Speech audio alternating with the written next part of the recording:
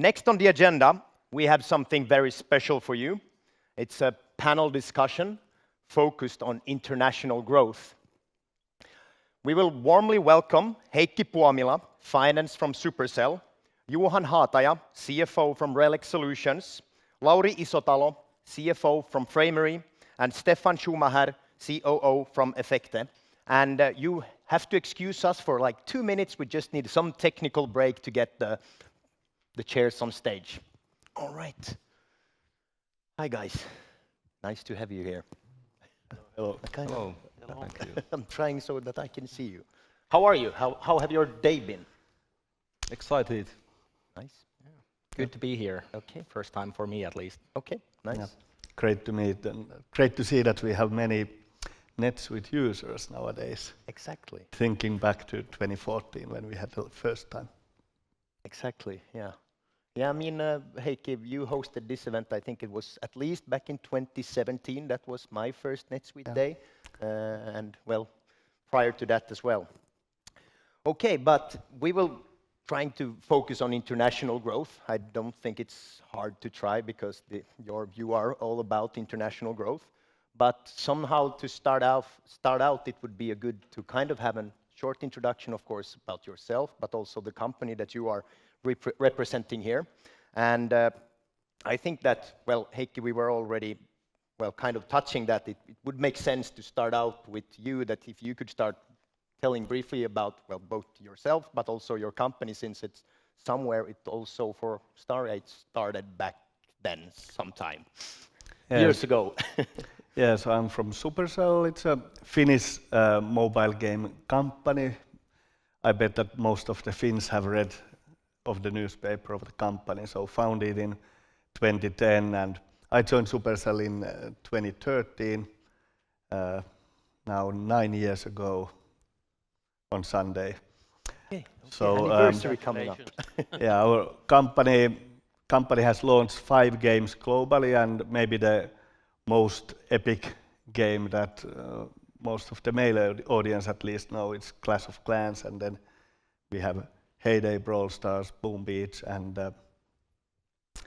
Clash Royale as other titles. And I'm running the external reporting team, or could I say external accounting team, accounting, payroll, tax, and could I say everything on operative finance in the company. We are nowadays team of 7, and annual revenue is about 1.5 billion. And we started in NetSuite with when we implemented first time we had 3 companies. Now we have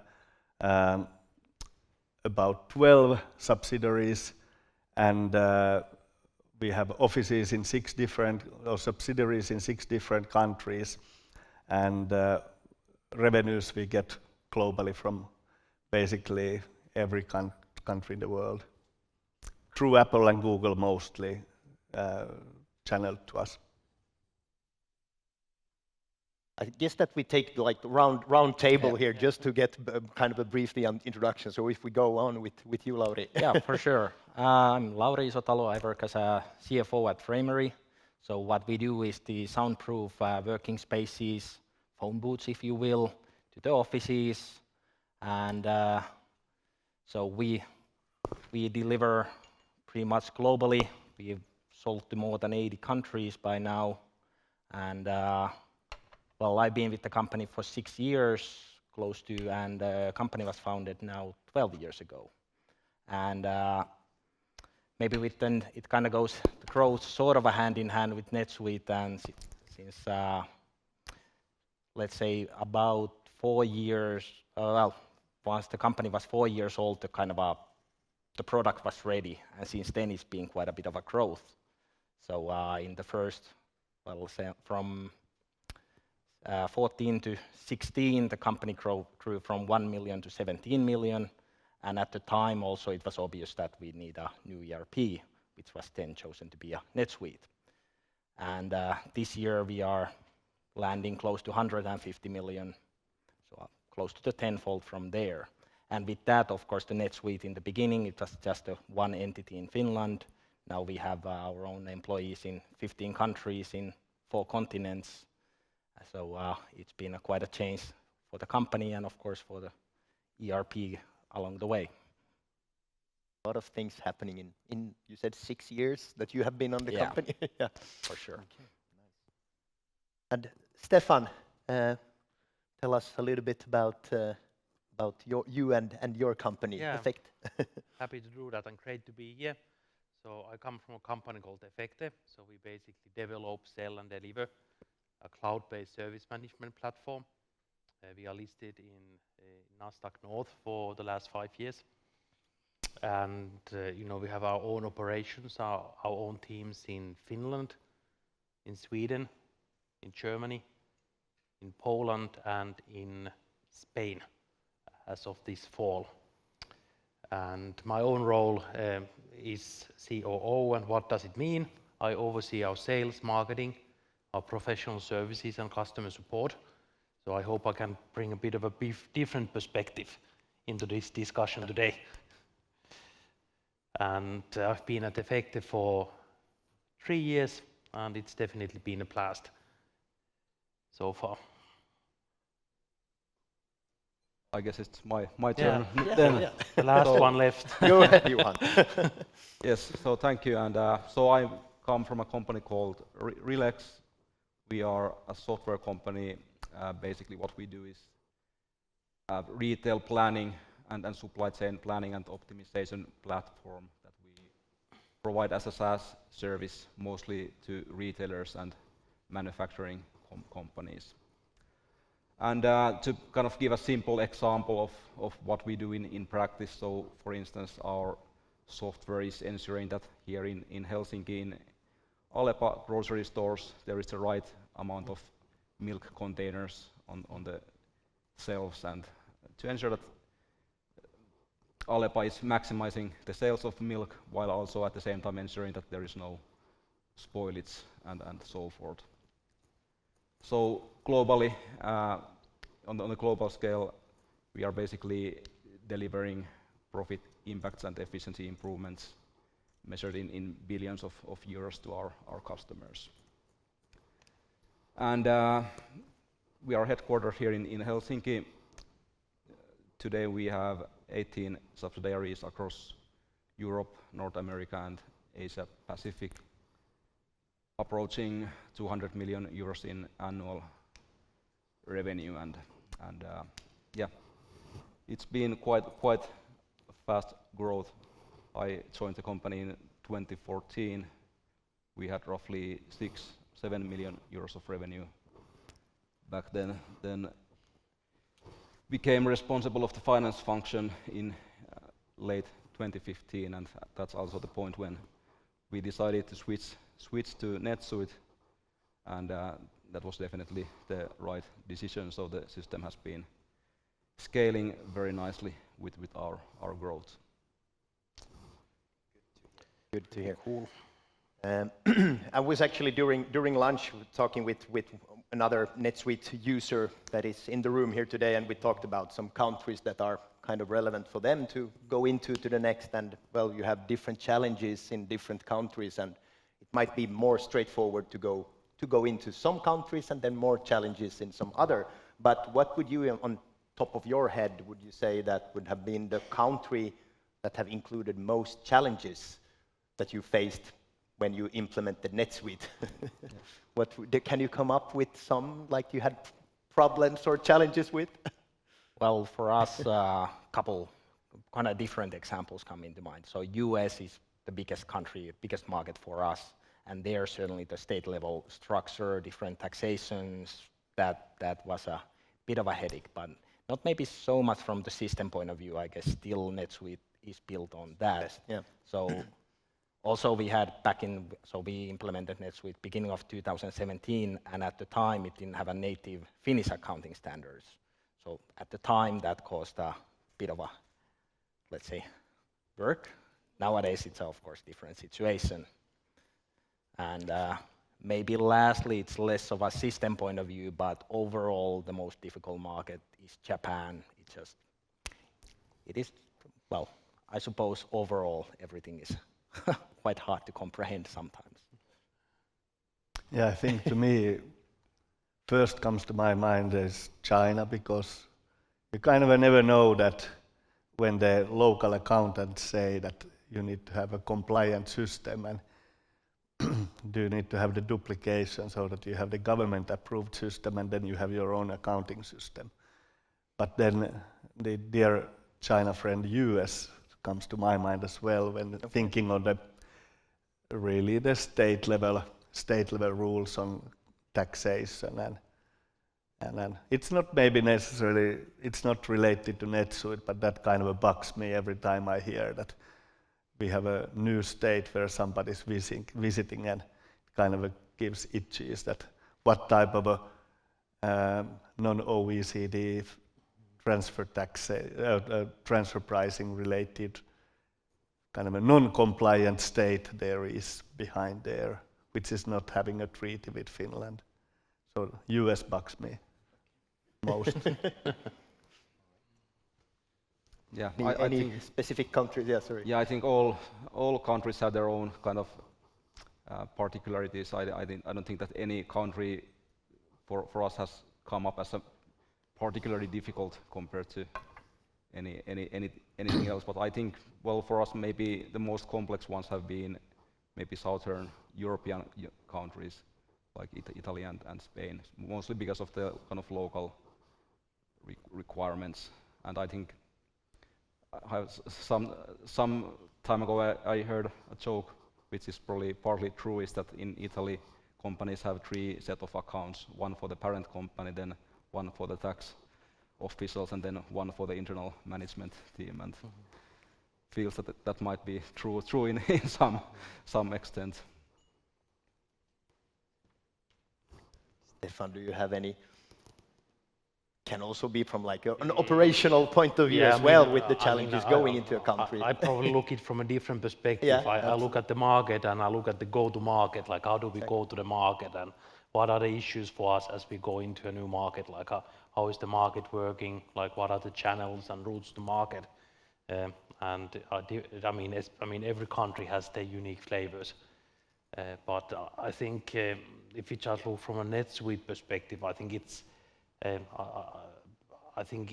been relatively straightforward for us to start operations in the European Union countries, and I think maybe one unique point is that we did an acquisition of a Polish company in early July, and I think that has been it's been a bit of a challenge, not from the tools side, but more from the kind of how do you do the migration and how do you do all of that work.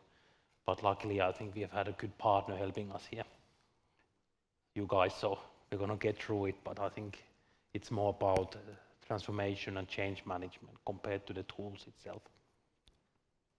And when you mention also change management, because kind of I was kind of also wanted to raise and ask you about that, how have you then kind of solved the different challenges, or is it always that it's kind of case by case that, well, now we need to figure out this with Italy having 3 different or how, do you have any examples of how you have overcame a challenge when you have the international growth? Anything that comes into mind? Yeah, I think it is more of a case by case, because sometimes it is from system point of view, sometimes it's taxation, sometimes it's even sort of organizational limits come or something along those lines. I'm thinking if there's some common theme, but can't quite think of anything except maybe being flexible personally. Exactly. So nothing beats hard work. Yeah. With the US states, it's actually one thing that in Finland, when we have a law and we need to apply the law principles of the law, it's straightforward. We almost know what is the right way to do. But then some claims from the states coming, which are actually nobody else is following, but then they are picking the biggest foreign company there and asking, hey, have you done this? And then when we ask them, okay, have the other companies done it? Then the consultant and kind of a tax consultant say that no, actually, but kind of we need to study this. So the headache is that you need to invest money for consultants to study something which is necessarily not a big risk, and really knowing the balance there between risk and cost or reward. Yeah, that's a really good point. I mean, there's probably this kind of just a difference in some of these approaches. Like when you do your tax return in Finland, it's 2 pages, right? Yeah. You do that electronically. I submitted my tax return in the US on the first year I moved there. It was 50 pages, and I got a consultant working on it, and I paid like $3,000 for that to get done. So I think it's a good example. I don't know if I would have needed it, but I was stupid enough to pay. And earlier today, both Artti and Gatcho mentioned, we live in quite uncertain times, and with geopolitical crisis going on and increasing interest rate and also increasing inflation rate. How would you say that? I guess that it have affected you in some way, at least in your, both from a system point of view, but also I guess from an operational point of view, if you like to comment this topic. Yeah, I guess for us being a manufacturing company, it's obvious that it's been quite a interesting last 12 months, both from the inflation point of view, but also all other kinds of supply chain disturbances. So for us, which was our sort of a competitive edge, was that our supply base is close by. So it's mostly northern countries, Baltics, Poland.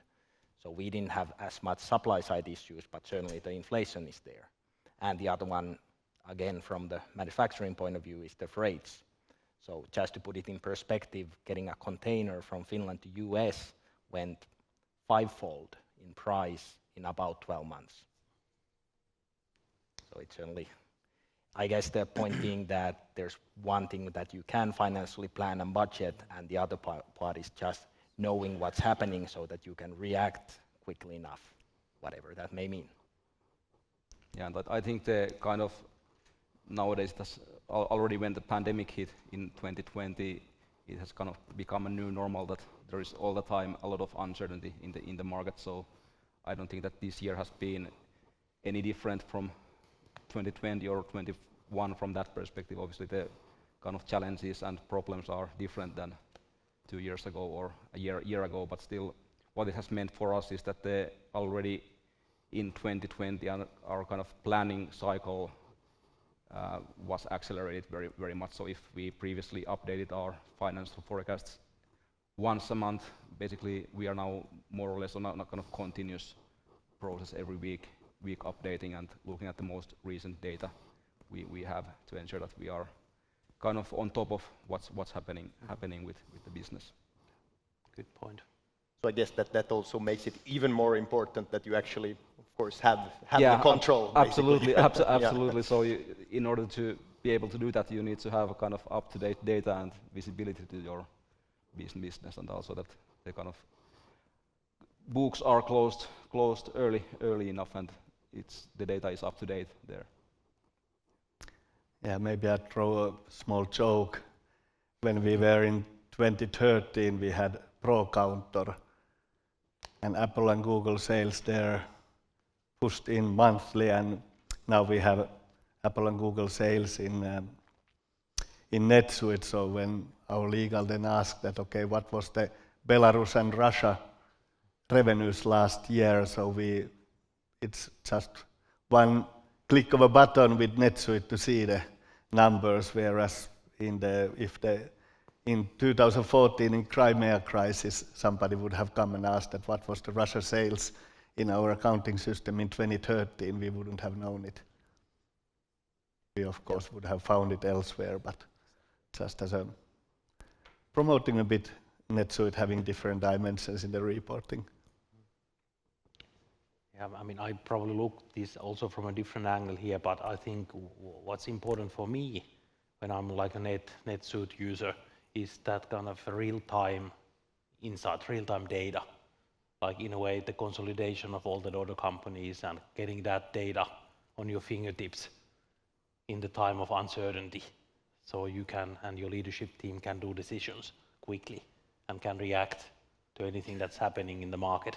And I think that feed from the systems gives one perspective, and then you look at your sales pipeline, and you combine all of these to get a perspective where the business is heading. And I think that kind of data-driven capability to become more data-driven, I think it's important. And I think NetSuite there helps us definitely. And if we stay a little while on the word growth still, would you say that kind of, well, how does growth look like now compared or versus how it looked like 3 years ago? Would you say it differs, or is it still the same? Well, for us, it's been quite volatile in the last years. So put it in perspective, from 2014 up until 2019, so we went from that 1 million to more than 100 million. And now with the COVID causing a bit of a speed bump, but now rather it's turned the market more, well, better for us. So this is gonna be by far the best year we've had. But I think while the COVID, what we call COVID years, is basically 2020 and maybe the first half of 21, it also sort of gave us time to get the foundation in order, because before that the growth has been so quick, so you kind of had to make do. So in that sense, the growth this year, even though volume-wise it's the biggest ever, it's even in this supply chain environment, it's actually a lot easier. But I think it's a lot to do that we've redone the systems, and while there's still a lot to be done, it's in the better shape than it's ever been in company's history. So I think that certainly, it seems, in that regard anyway, more effortless. Thoughts about if you think that, does it differ or not? Business as usual. Yeah, in COVID times, people definitely played more mobile games when they were at home. But then when you think on the consumer behavior, of course, for example, myself, is that when I have more time to play, then I maybe spend less money, as typically busy people accelerate their progress in the games when they don't have enough time. So it's kind of a double-edged sword on COVID, and maybe on the gaming in general, the console market grew way more during the COVID. And just thinking now on the current crises that are the world is facing. So of course there is, people have different challenges on where with their home finances and where they spend money, electricity prices rising, etc. So and of course in our business, in entertainment and gaming, as a wider entertainment scene, of course the supply of different entertainments have grown. So earlier we had Netflix, now we have like dozen of different video subscribing channels. So of course they eat that consumer spend way more than just having few of them. Interesting to see where our business is very much hit driven. If you create great new game, or then make a massively popular update to your existing games, that moves the needle most. So that has been the key to our success and during the years, on having good timing on the updates or new games and good innovations. So that matters most, truly. Yeah, and if I may add, I think absolutely there is now more uncertainty in the kind of short-term future than maybe a few years ago. But I think for us, from the business perspective and kind of mid-term outlook perspective, we are actually in a lucky situation, because especially during difficult economic times, companies need to become even more efficient and optimize their supply chain and kind of seek for efficiency improvements, and that's exactly what our system is doing for retail and manufacturing companies. So in a way, we also see some additional demand coming from there. But obviously, I think at the same time, kind of the high inflation, potential recession, Obviously, I don't think that there are many companies that would benefit greatly from that situation. So it definitely adds uncertainty. Right. Then I would like to kind of course, we try, of course, to keep it. It's a NetSuite day, so we need to stick to discuss NetSuite. But I would like to kind of go back in your time a bit, and kind of go to the reasons why, the main reasons why you chose NetSuite as your business platform. Can you recall those reasons? I know that you have already mentioned a few of them, but what would you say if you go back to that when you were discussing and internally, but also with the vendors? Yeah, okay. Yeah, I think it's a easy answer why we chose NetSuite. So I think first one, we wanted to have one system to manage the whole group, so all subsidiaries. We had, I think, 6 or 7 subsidiaries at that point of time, and each of them had their own separate accounting or ERP system. So we wanted to first unify that, and basically that also then gave kind of real-time access to the whole group, so full transparency. And then the second one was pretty much to harmonize our kind of accounting processes and reporting, so including dimensions that we use and so forth.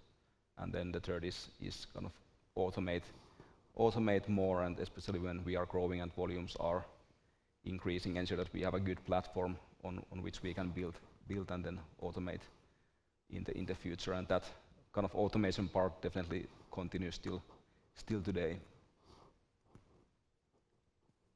Yeah, we had similar situation, like three subsidiaries,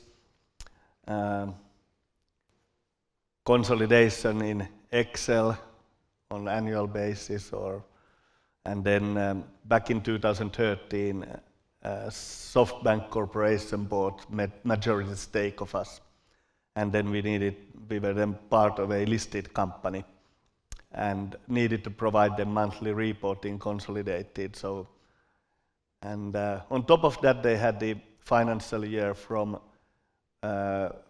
April to March.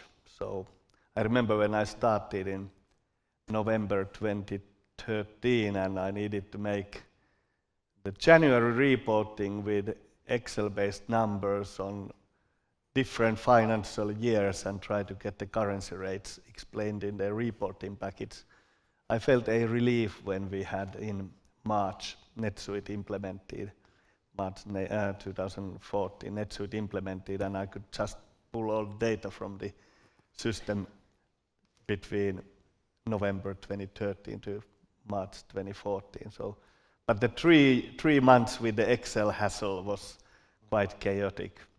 One other reason, one set of numbers, so getting all the companies into the system, also we have a relatively simple consolidation, so also doing the consolidation in the same system. So coming from Nokia, where we had SAP and Hyperion, so then I was pretty confident that we only need one system to get the reporting and consolidate, accounting report and consolidation done there. So it was really relieving not to have the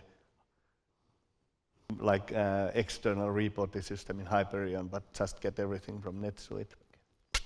So that was one, and then thirdly was the if we had and when we had new companies set up, so it was really easy to add on NetSuite new countries. So pretty much a must-do thing when we had internationalization. Exactly. I just need to. It's nice when you are mentioning with the consolidation feature in NetSuite. We had the NetSuite tour in Stockholm three weeks ago, and there was also one in the panel discussion that actually mentioned this. She worked for Everysport and have worked for Voi scooters, and she also said that it's not about NetSuite feature, the consolidation. It's more about the lack of knowledge about that you actually can use NetSuite to it. That was kind of her point of view. So it's nice to get it also here now. Yeah, you can do even without having a consolidation module in a tool. You can do consolidation as different companies just add up, and then you can do manual consolidation and entries on eliminations and do it in the accounting system if they are multi-company. Cool. Yeah. Lauri, Excel helps there a lot. as always.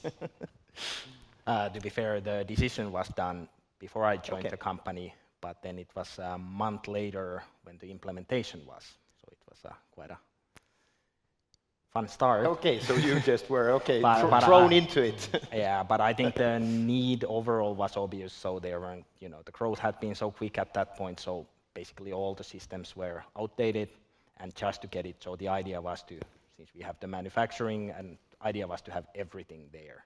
Now, to be fair, as we've grown, so we've had to add certain external softwares there for warehouse management and that sort of a manufacturing execution side of things.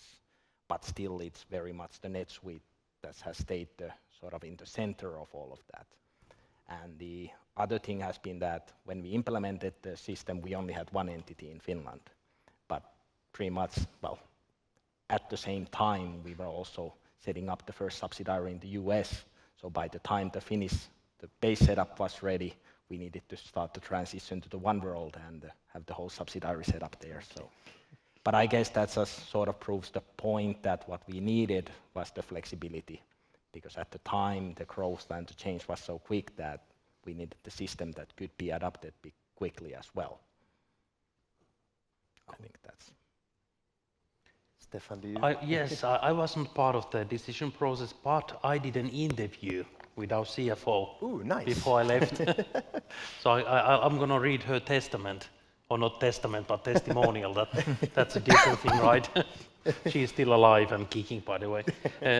So she said that one of the key reasons was that we were able to get the financial system aligned with the invoicing, and we do a lot of project work.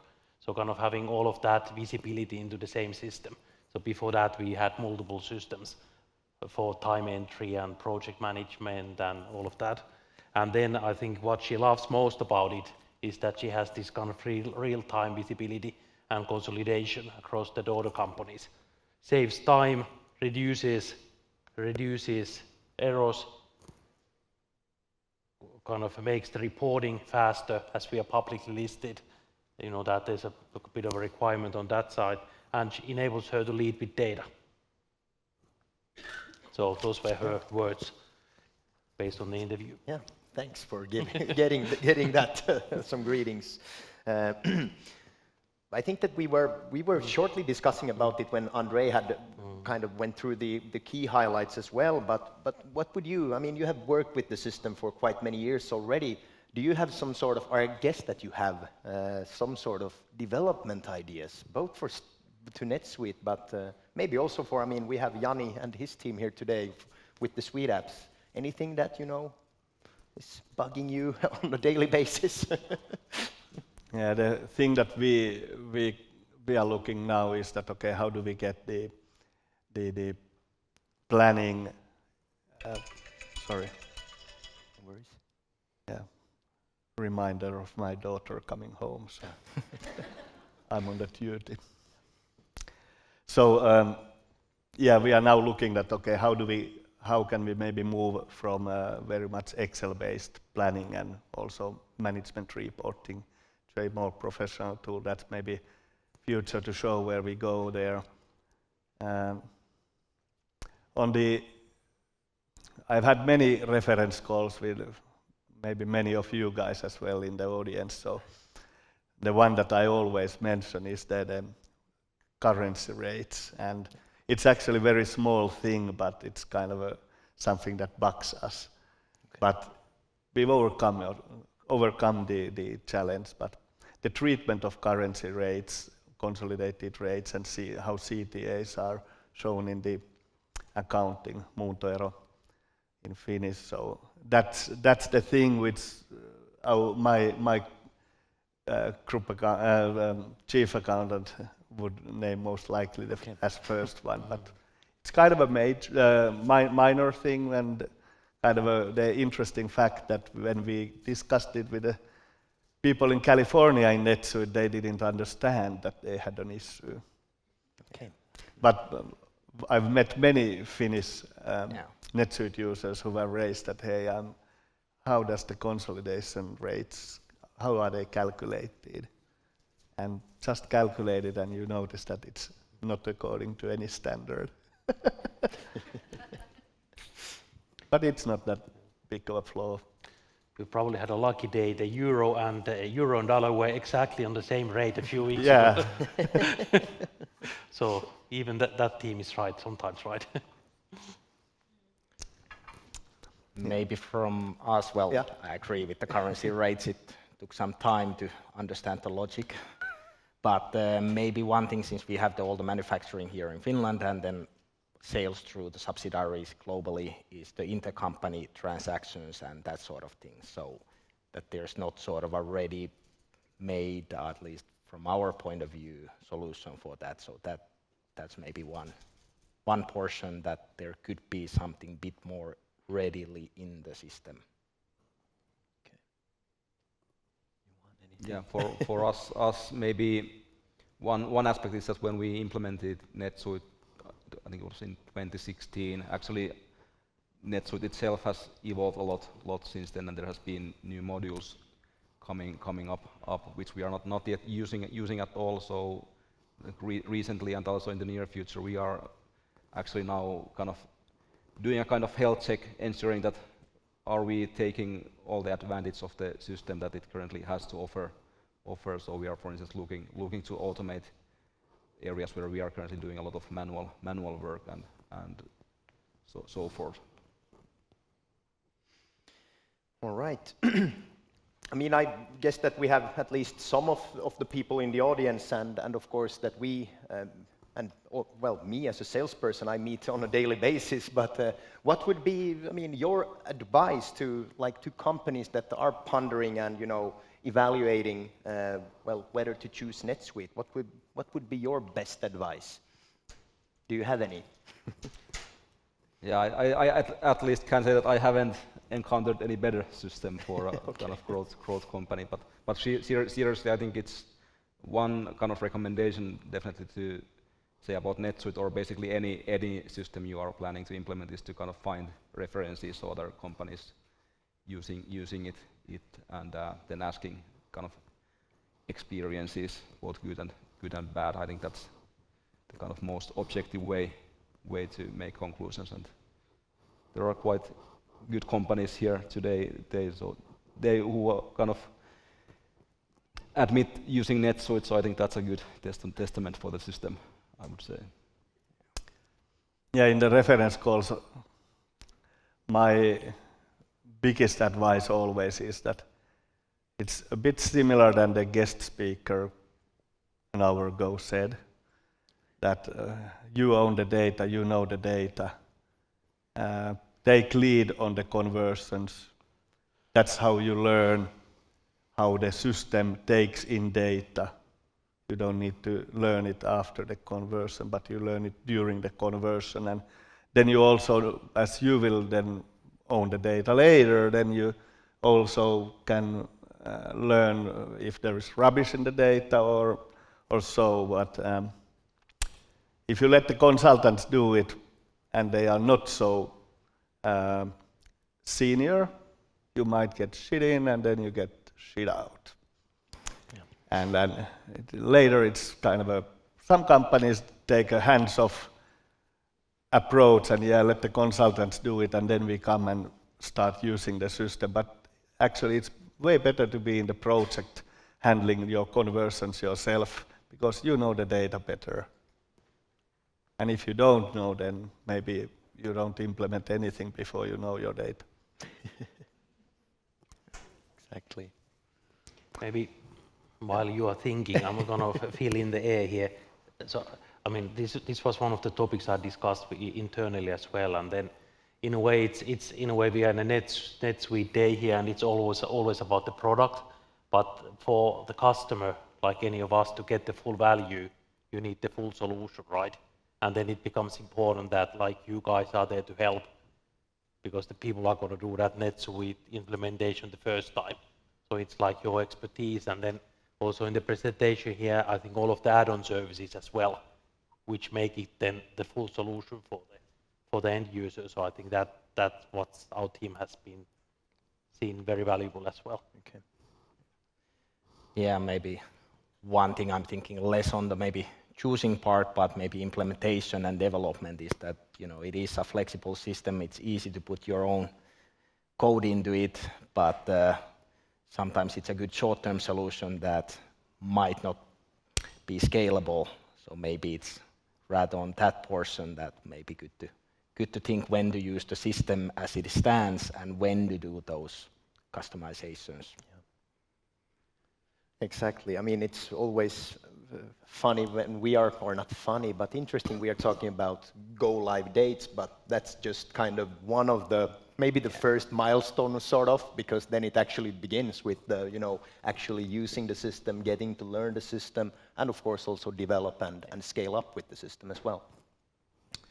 I wanted to touch base a little bit about that. I mean, one of the reasons why you probably have NetSuite is because of, well, some requirements that your owners, or for instance being public, puts on you. What would you say, for example, Johan, how would you say that the funding, for instance, have impacted your growth? Yeah, I think for us, kind of doing financing roles has never been kind of the goal in itself. It has been like enabler for accelerating our own growth, and I think that is what our kind of investors and funding routes have brought to us. So obviously the financial resources for making or increasing investments and increasing kind of risk appetite, and then also kind of the networks that those global investors bring are definitely valuable. And thirdly, when it comes to kind of B2B business, I think having a well-known investor in the background definitely gives you more credibility as a company. Okay. And Steffan, do you have anything from being you went public with the company back in, was it 2017? Yeah, the IPO was 5 years ago, and Yeah. I think while the company had been there for probably 20 years before the IPO, I think that IPO drives a certain requirement for your business processes, financial control and all of that, and I think NetSuite itself, I think, has helped to kind of strengthen those compliance things and everything else. So I think it's been probably a pretty important part of the journey as the company goes forward, and I think we've been able to improve year over year, the speed of reporting, the speed of getting results out, doing quarterly releases and everything else. I think we've been improving on that during the last years. So I think that it's been good progress. Okay. Yeah, for us, I already mentioned the 2013 November 1st reporting to SoftBank. Back then actually we had, was it 8 to 14 business days, depending on the Japan calendar, how much time we had to do it. And now in 2016 our counterparty changed to Tencent, and we had 8 days for reporting the numbers. Nowadays we have 6 days, it's calendar days only. And I'm just thinking, we have a very nice consolidation Excel from both we have had that from both companies where we need to input the data, but just having NetSuite with all the data in different dimensions and having a great chief accountant and great group accountant who can do the magic to ease updating all these Excel worksheets.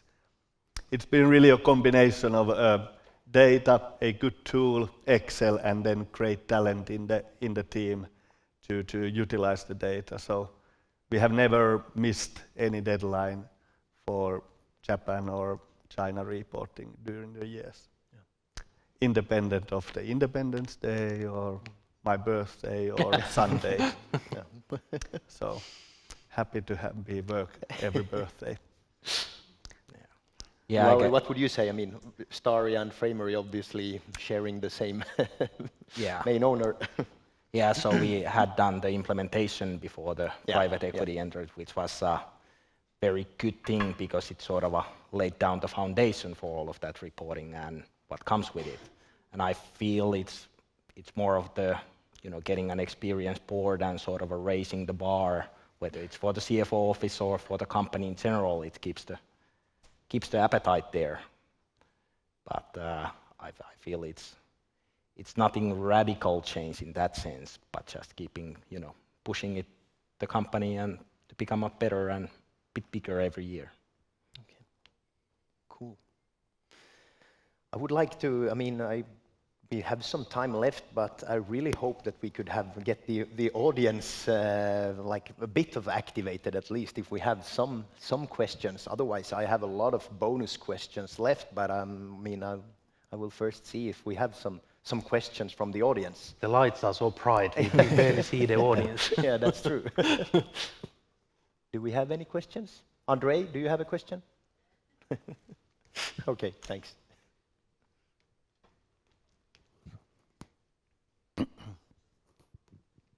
I'll just be waiting here for anyone in case they have a question.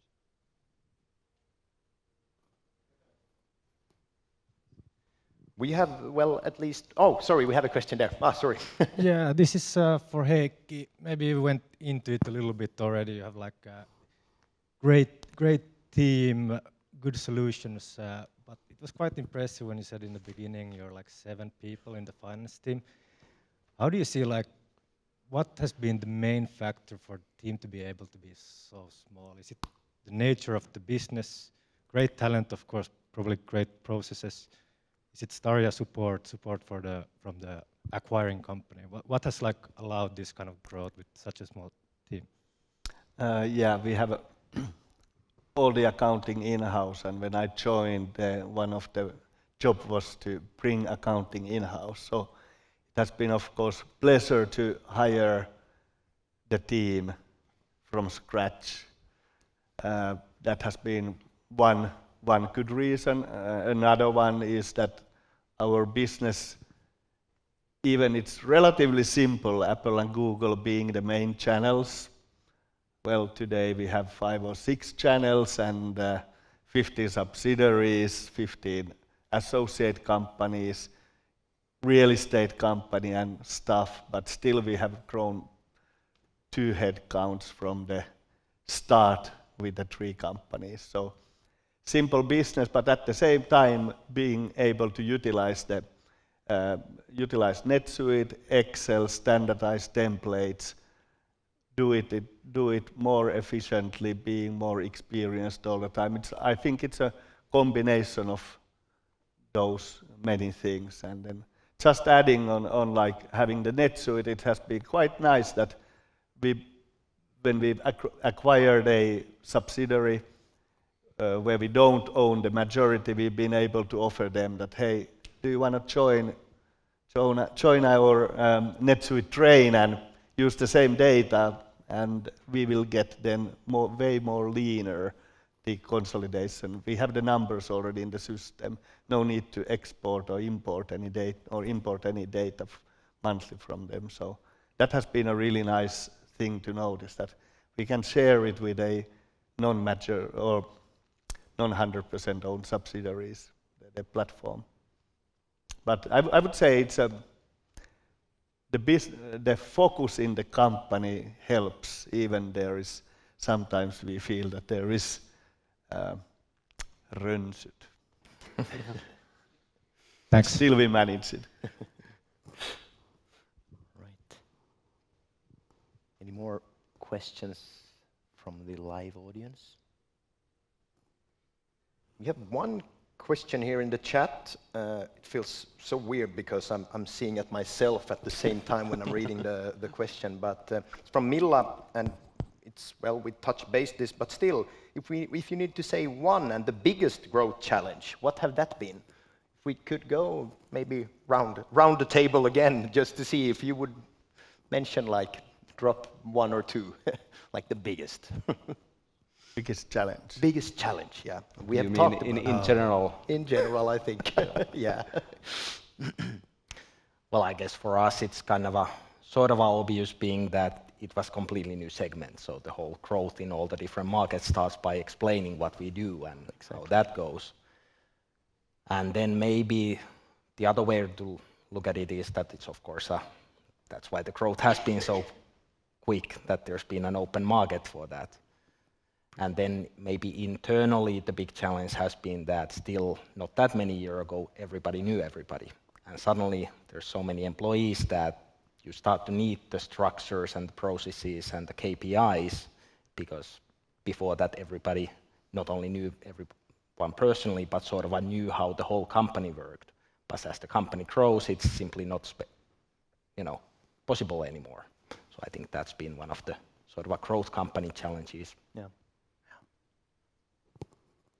Yeah, I think for us the biggest challenge maybe has been as well, our industry very much is a reference business, so customers want to know other companies who are using the system because it's so business critical to them. So kind of winning the first reference customers in a new market, and in also kind of building the local sales teams in new markets. That's definitely the most time consuming and expensive thing, I think, in our case. Any more, Steffan? No, I mean, well said. In a way, when you work in an enterprise business, it's all about brand awareness and references and kind of building up the team and scaling it up. And I think the combination of that is probably the biggest challenge. I guess that's a key thing to find the right people and also the first ones at the new market as well when growing internationally.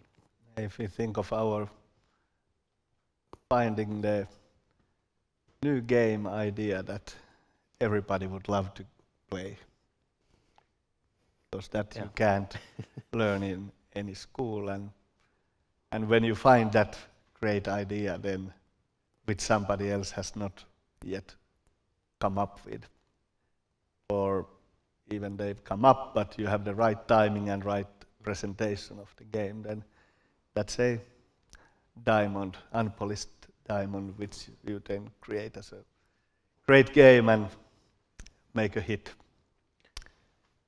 That's the billion-dollar question, right? Yes. For you guys.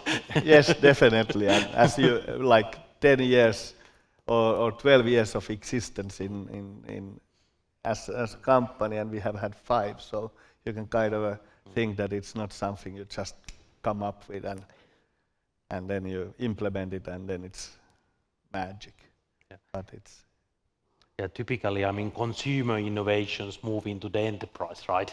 That's the consumerization of IT. So what if we do it other way now, and we do the enterprise to consumer?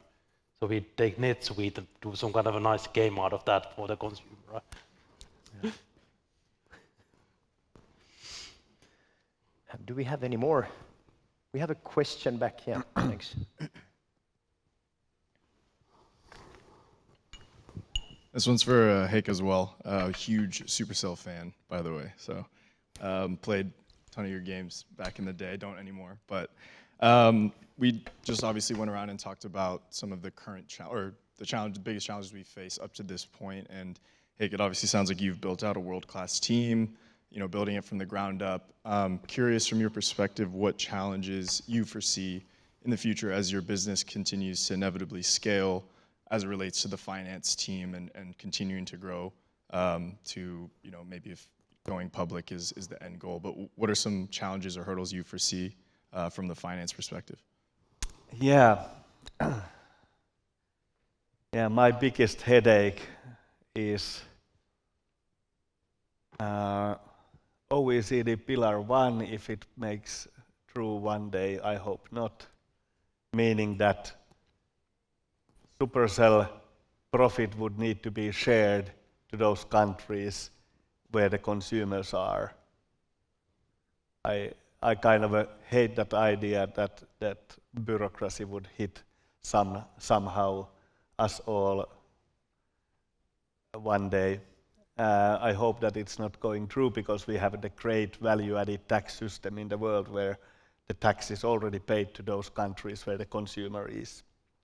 And then the second headache is the United States of America, different states. Is that specific to me or? California, for example, with their non-treaty compliant approach on corporate tax. Thank you. Yeah, but that is like, it's almost like you are dealing with 52 countries instead of one country. And that's not something we Europeans understand at all. It's the same as we would have a Laihia corporate tax and we would say to American companies that, hey, you haven't paid your Laihia corporate tax and you are selling products to Laihia, so keep the money coming to the most famous county in Finland. The Finns understand this joke. I can explain it later. Any more questions from the audience? I don't think so. Do you have anything? What is next for you now when it comes again back to the system point of view? Do you have any ongoing projects looking at any new solutions that you want to kind of reveal for us?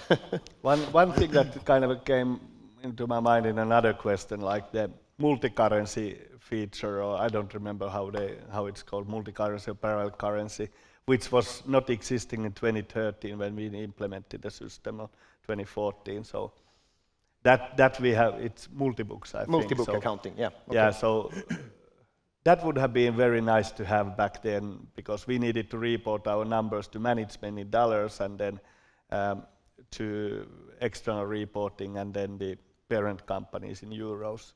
But we have never gone back and implement the multi-book so that we would have euros and dollars aside in the parent company in consolidation. But that's something that kind of, it's a small elephant in our team room that kind of we discuss, but then we never feel that, okay, we don't have now time to go into that. But something that would maybe be nice to have if we would want to kind of have the world-class numbers in all senses. But maybe it comes one day. Let's hope so. It's more depending on us rather than NetSuite or others. Yeah, maybe in our case there's a lot of development, but I can't think of any individual big one. It's rather more, I guess, efficiency and automation driven still than anything brand new. All right. Well, I can see that time is running out, and I would like to, on my own behalf and on Staria's behalf and on everybody else's behalf, super big thanks to all of you for joining on this panel discussion. It's been super great. I also hope that the audience is in the same opinion. So yeah, thank you very much and a big applause to the panel.